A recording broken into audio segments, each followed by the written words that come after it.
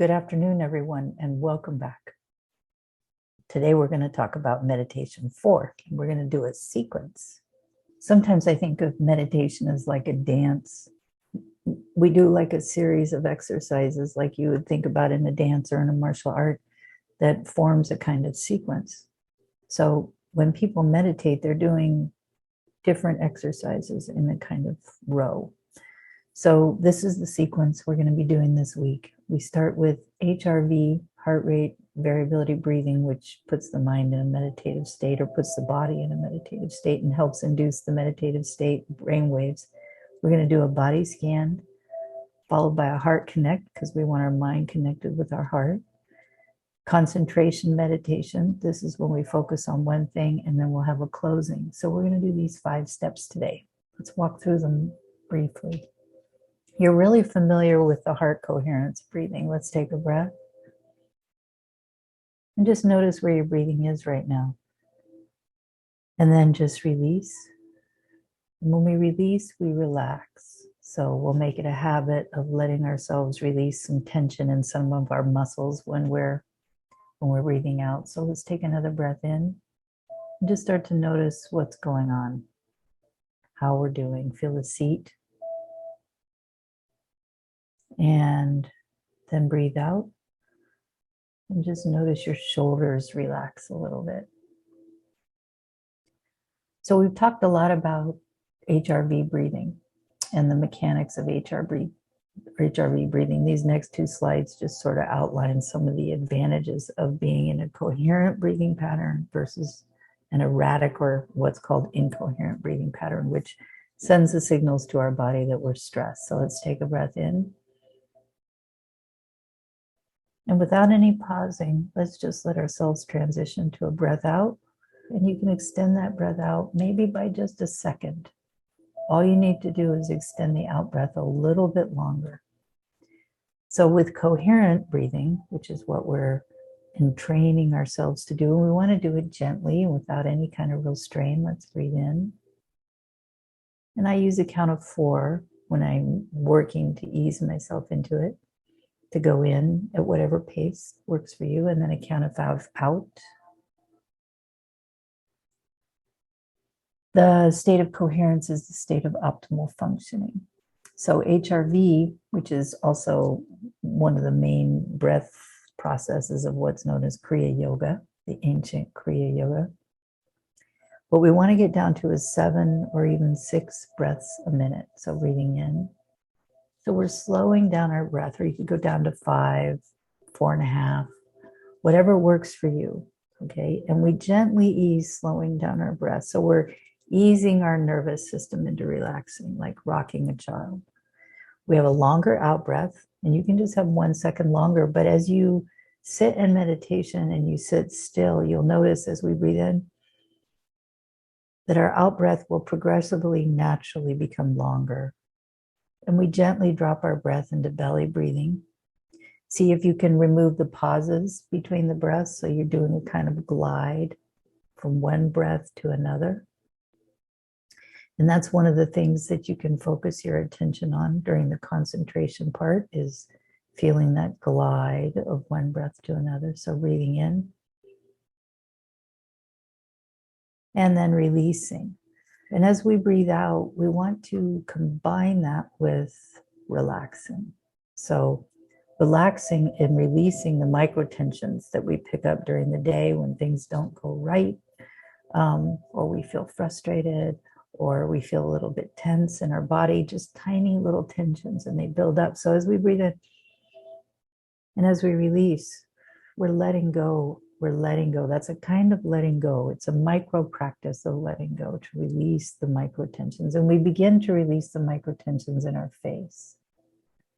So we can start with the eyes, softening the eyes, feeling the softness of the eyes. We do this thing called soft eyes or hakala eyes, and you could look forward and then look at something in front of you, like me or the video, and then also be able to kind of see out of your peripheral vision. Put your fingers here. And that's soft eyes. And believe it or not, that's one of the ways that you actually look out from the third eye, because the optic nerve that's in the back of your brain, the visual nerve bundle, our sight is actually processed by the back of our brain, the very back. So that optic nerve actually kind of extends itself. So relaxing the eyes can help you actually have a third eye focus. It relaxes, relaxing our eyes activates the parasympathetic system. So it softens things. And we relax our forehead, our jaw. I'll walk you through this. Our mouth, our neck, and our shoulders. So let's take a breath in. We just do this over the course of a few breaths, and we breathe out. And you might notice yourself settling into your seat now, right? Starting to feel that grounded settling into your seat, breathing out long and slow, and relax your forehead and your eyes. So we would just do a couple of them like that as we go along. Breathing in. I do like to open my shoulders and feel my heart connect with the sun during the first set of breaths so that I upright my posture a little bit because we tend to slouch. We release the breath long and slow. Relax the jaw, the tongue, neck, the cheeks, the cheekbones. Right? So we're just gently breathing in, opening the shoulders. Now notice that the softening of the body is really needed for the mind to feel comfortable, to begin to unwind. So first we help the body unwind a little bit, and then we move to help the mind unwind a little bit. So the next step we'll do in our sequence, step 2. So first is HRV, relax, relax, relax. And we'll make that a habit. That'll become easy and automatic for you. And what we want to do is be able to learn these so that you could do these anywhere, out in a park, wherever. And there's variations to the theme, as you'll see. So there's ways that you can vary the sequence, and then we'll learn new sequences of exercises. The body scan is something that we'll do today, and we'll do it fairly, we won't take a lot of time with the body scan. But what the body scan is we're turning our attention inward now, right? So we're switching from outward focus to inward focus. And there's a whole world in here. We're not familiar with this, so we're not used to looking inside, so we're not used to and spending a lot of time just within, tuning in and seeing what's there. So since we're not used to it, at first it's a jumble of sensations. But after a while, you'll get to feel it. So this is one of the methods that we start to get familiar with this inner world. Highly advantageous to understand, to get comfortable in the body, sensing the body, because that's where our intuition is, right? The still small voice that you want to listen to of like your heart and your higher being. So we start the scan, I'll guide you through it, where we just notice how our feet are doing. We're just paying attention to sensations, and we bring our attention down to our feet. We add some kindness to this attention. So we're not, how are you doing? We're just, how you doing, feet? We're getting to know our feet. Then we'll move to our legs, our lower legs, our upper legs. And we're just noticing, is there tingling? Do they feel relaxed and calm? Are they comfortable? If you want to make a slight shift during this period, that's a good idea, because you want to be able to sit calm and still for the rest of your meditation. So this is a good time to do any adjustments. We'll check in with our lower torso, our hip and seat area, where the digestion and elimination and reproductive organs are, central torso, all those important organs like kidney, liver, stomach, the upper, where our heart is, right? And shoulders and arms. We're just checking it out. We're just noticing, we're putting our attention on how's our hand doing. Put our attention on our neck and relax. And then we can go back down and rest at our feet where we are grounded. So we'll do a body scan. We can do a body scan in a minute or two, right? And then we do a heart connect. In the heart connect, you have options, but what we want to do is integrate the mind and the heart and feel that connection, feel that link. A lot of time in meditation, the yogis spend time sensing the connection of the spine. We'll do that one next week. This week, we're going to do the mind and the heart. And they always do the mind and the heart. The Tibetan yogis are masters of connecting the mind and the heart. Compassion meditation, been highly studied, right? Because we want to soften. And this is Heart Math talks about this too, right? So as well as the author we read a lot, Rick Hansen, who he talks about how we want to, and Thich Nhat Hanh, we want to flower the good feelings of the heart to create a green brain. So we're fostering positive emotions. And there's inclining our mind, right? Opening to more positive feelings by choice without asking for it from the outside world. There's different ways we can do this. And I'll just invite you to try one or two. You might pick one.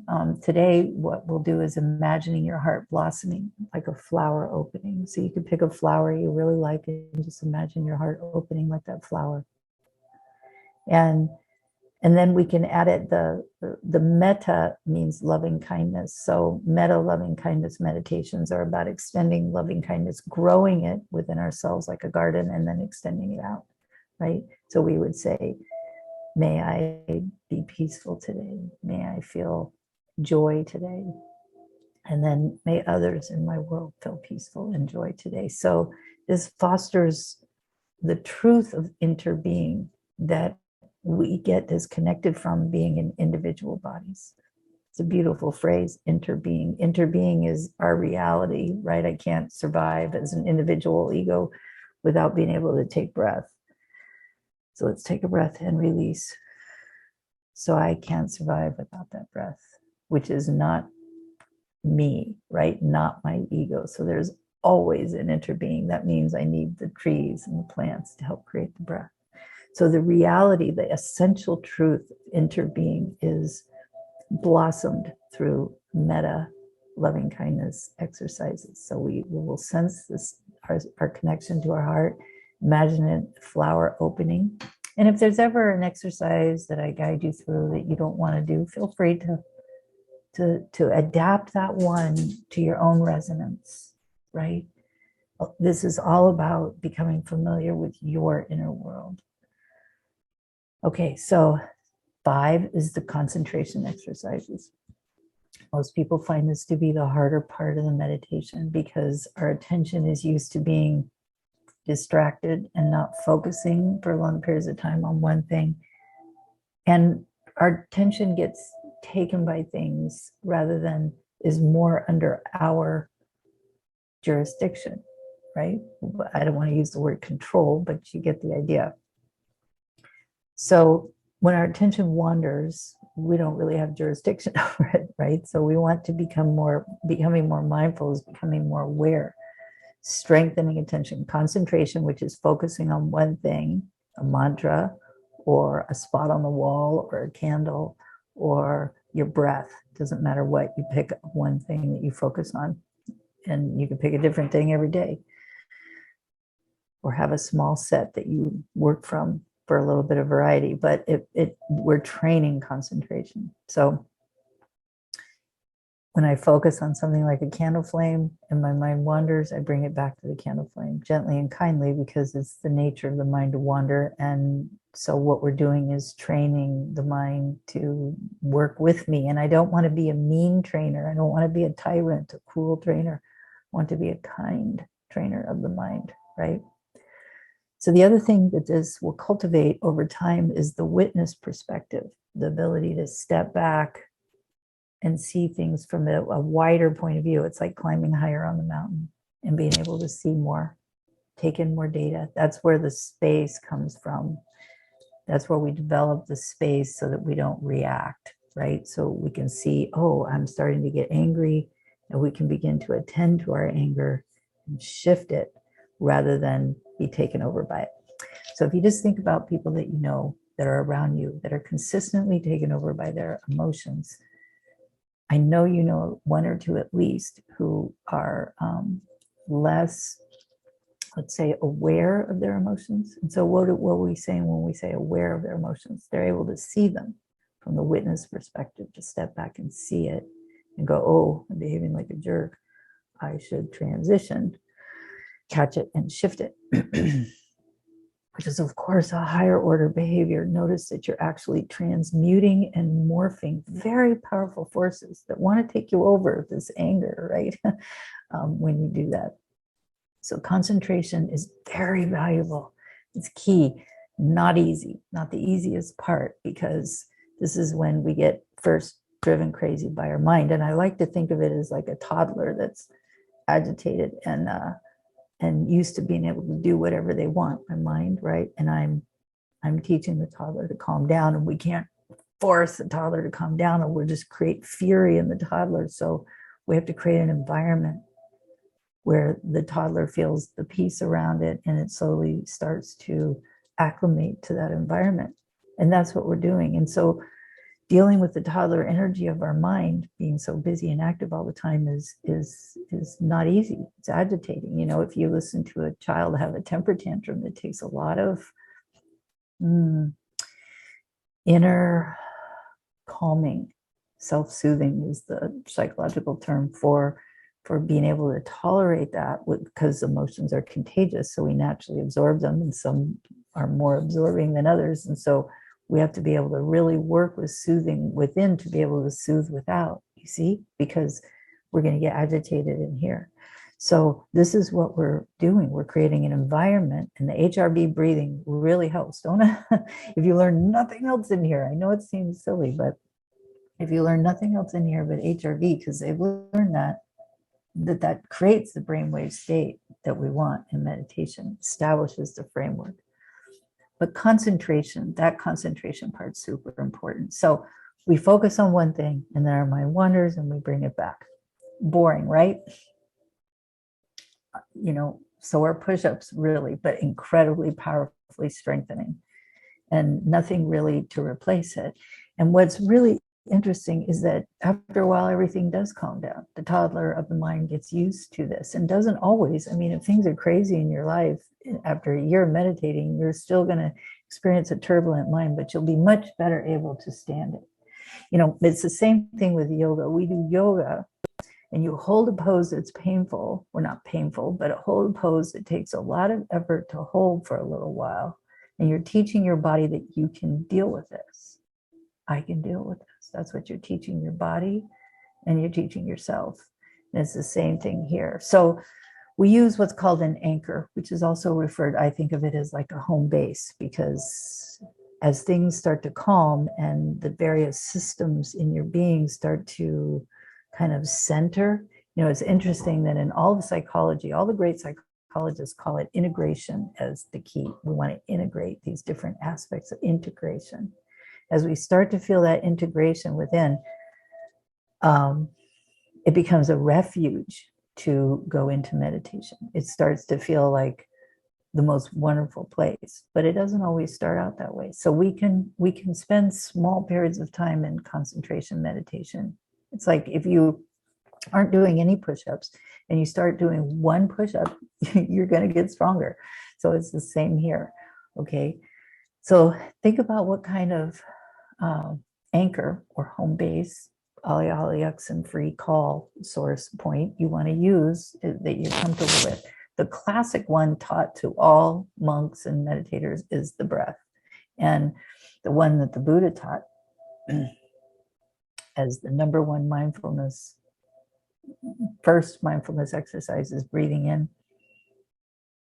I know that I am breathing in, which brings the awareness back to here, this moment. And I like to emphasize the I am part. So breathing out, I know that I am, because the I am is the witness consciousness, the witness, the awareness. I can be aware of my feet. I can be aware of my hands. I can be aware of the lamp. I can be aware of my thoughts. I can be aware of my emotions. The I am that can be aware of these different things is the I am. We want to become more and more connected to the I am than to all these other passing, ever-changing phenomena of mind, emotion, and external events. We can also use a breathing mantra, like I breathe in calm, I breathe in relaxation, I breathe in peace, I breathe out joy, right? We can use visualization too. Visualization, the imagination, very powerful in meditation. So a meditation we'll do next week where we breathe in and we breathe out like cloud. And that's like releasing all the stress. Then fresh, clean air, breathe out with an ah, a cloud of all the stress releasing your body, so we can use visualization. Counting is a big one. Counting, you count up to 10 and see, it's a game kind of, to see if you can stay tuned into your breath all the way up to 10, where you're don't lose, you don't lose you're focused for all the way up to 10, and then start over. Gazing, sound. I like to use sound. I'll use sound in our meditation today. When we do this meditation, I'll use a Tibetan sound, a Tibetan gong chime sound every 2 minutes. So we'll begin and end the concentration period with it, and we'll just do a 2-minute concentration period. So I've mentioned that concentration could be the most challenging for people. So just doing a minute of concentration at the beginning, because then we do it up to 2 minutes. I mean, it's the same thing as increasing exercise, right? You hear about waking up.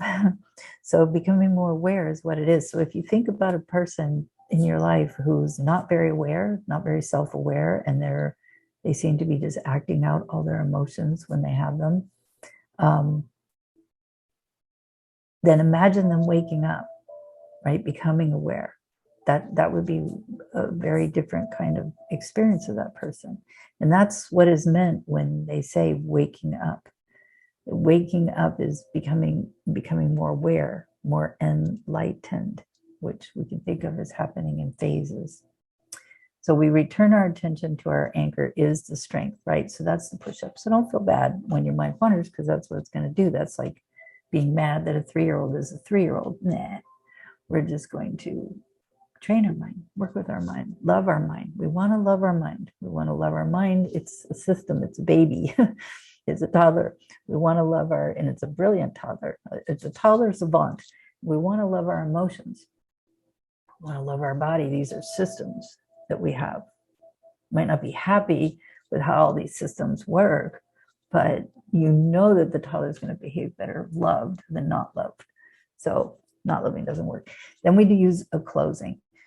So here it's a transition. We're acknowledging the transition from the meditative state, and we're consciously acknowledging that we want to bring what we are cultivating in the meditative state to our daily lives. So the step for this is to bring our attention back to our senses, right? So we don't just abruptly, we are transitioning. So we notice our body in the chair. We notice sensations around us, the air. We start to feel our groundedness. We notice sounds, right? So we're returning to our senses. And it's interesting, this morning I had some frustrating things happen where I felt frustrated. And I noticed that what we want to do is, when I was aware of being frustrated, we can allow the frustration, but we can also expand and open up to more than the frustration. So mindfulness in some ways is an expansion. I was walking with my dog and I expanded and heard the hummingbird nearby, right? So we're adding these seeds of wonderfulness to grow alongside the frustration and help, like friends of the frustration, help the frustration feel better. I don't know if that makes sense. We'll talk about it more. But we're expanding. It's not like we have to get rid of our frustration. We can acknowledge the frustration. The process of let be, let go, let in is sort of let be, let in, and then let go. I think it's more that order. Let in, expand, and open. Okay. So we can move around our fingers and toes, gently open our eyes. It's nice to just smile at something or notice something beautiful and take a breath, maybe stretch. Okay. And then also the intention to bring what we fostered in the meditation into our life, into our daily life, knowing that we're imperfect and life is imperfect, wiggly, as Alan Watts called it. And so we got to be wiggly too. We're going to have to be willing to wiggle. So things aren't going to go smooth all the time as we intend. But the more we direct our arrow that way, it's like, I heard that, this may not be totally true, but I like the metaphor. I heard that airplanes are never like totally on target. They're always tweaking a little bit, right? And so I think that's a good metaphor, that we're always kind of tweaking. So here's our sequence, and you can learn it. And the idea is that you can learn this so you can practice this on your own anywhere, right? Once you have a sequence, you have a set of processes, to exercises to do with the mind, to help it all calm down. And we don't expect or demand a toddler who's used to being wild and crazy to suddenly calm down, but we can create an environment that fosters the toddler's ability to calm down. And that's what we're doing. Okay, so we will add and grow from the sequence. We will learn other sequences, and so that you can, from different traditions, so that you can see what kind of sequences work well for you. This is the classic. You're learning the classic foundation meditative sequence here. So HRV and relax. So we consciously relax. And of course, you can walk through life doing HRV. And it's a good idea. Now, you also sometimes want to amp up your energy. So if you want to amp up your energy, you breathe in.